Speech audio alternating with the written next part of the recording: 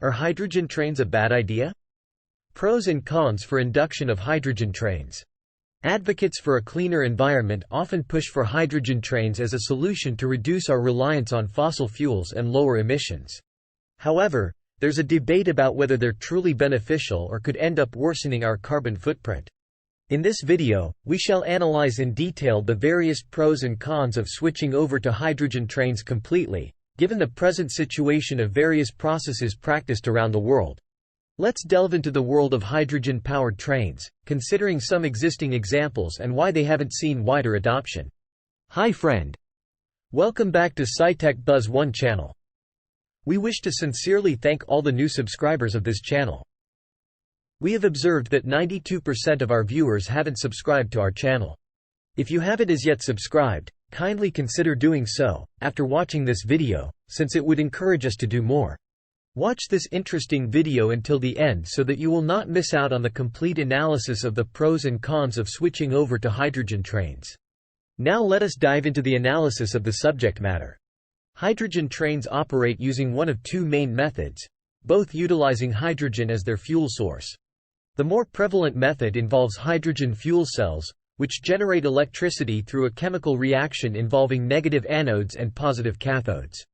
Stored hydrogen splits into electrons and protons at the anode, with the electrons flowing through circuits to produce electric charge, powering the train directly or storing it in lithium-ion batteries if there's excess. The remaining hydrogen combines with oxygen at the cathode, creating the primary waste product, water, H2O. The second technology, less favored due to higher emissions, employs converted combustion engines, burning hydrogen instead of petroleum. These engines closely resemble modern natural gas internal combustion engines, capable of producing significant nitrogen oxide emissions under specific conditions. Consequently, the rail industry typically leans towards hydrogen fuel cells. There are substantial advantages to opting for a hydrogen-powered system over a full switch to electricity. Electrifying railway tracks, especially in remote regions, requires massive investments, potentially costing hundreds of billions of dollars in countries like the United States and India. Hydrogen trains can run on existing diesel rail lines, simplifying the transition by establishing hydrogen refueling stations, a feasible plan for retrofitting existing train stations. While hydrogen is flammable, it's not significantly more so than the petroleum products traditionally used for trains.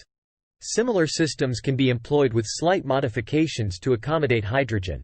Hydrogen-fueled trains offer numerous benefits, including quieter operation, greater resilience to network-wide disruptions, longer travel distances per tank, and minimal emissions. However, these advantages vary depending on the technology used, with most common systems exhibiting these qualities. So, what's preventing the widespread adoption of hydrogen trains? The primary hurdle is cost. Diesel trains remain more budget-friendly, which poses a significant challenge for rail services with limited budgets that only replace trainsets every few decades. Moreover, there's a debate about whether replacing trainsets is truly environmentally beneficial. While the trains themselves produce mainly water emissions, the hydrogen production process is not entirely clean. It generates 9.3 kilograms of carbon dioxide for every kilogram of hydrogen. Although this is lower than petroleum, it's still substantial when produced on a large scale. Hydrogen production often relies on energy from fossil fuels, counteracting the goal of reducing emissions. The process of hydrogen production, known as electrolysis, involves an anode and a cathode separated by an electrolyte. Water reacts at the anode, forming oxygen and positively charged hydrogen ions. Electrons are then passed through an external circuit, causing the charged hydrogen ions to migrate to the cathode, where they combine to form hydrogen gas. This essentially stores electrical energy for later use, converted back into its original form in the engines of hydrogen fuel cell trains. Another consideration is the speed of the switch to hydrogen trains. Some advocates push for an immediate transition by banning diesel trains entirely, which could lead to increased emissions due to the time, money, and resources required for production. Transportation of hydrogen also poses challenges, as it needs to be moved under high pressure, making it an emission-intensive substance to transport. Despite these challenges and debates, hydrogen trains are making headway in several countries. Germany introduced the world's first hydrogen-powered train fleet in 2022, with 14 trains on their Lower Saxony system, aiming to replace up to 20% of their fleet with hydrogen trains by 2035. San Bernardino is constructing a small hydrogen railway, slated for operation by 2024. India is also progressing significantly in its plans to introduce hydrogen trains into its extensive railway network. You can find more details of India's plans in one of our earlier videos created on this topic.